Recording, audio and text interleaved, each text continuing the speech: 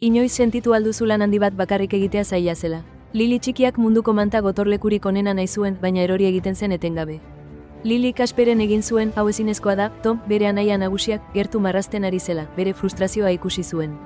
Laguntza behar duzu, eskaini zion, arkatza lurrera utzita. Berriro saiatu ziren, baina maindire handi bat aulkientzat irristatzen jarraitzen zuen. Lilik barre egin zuen, mamua balitz bezala. Tom ere barre egin zuen, eta gero kusin astun batzuk aurkitu zituen eusteko. Elkarrekin lan eginez, mantak eutsi eta korapiloak lotu zituzten. Beraien egongela gaztelu magiko bihurtu zen, marrazki koloretsuz beteta. Barrura sartu ziren, oso harro sentituz. Amak sagar zati mamitsuak eta gaieta vegetarianoak ekarri zituen haien sorkuntzarekin txundituta.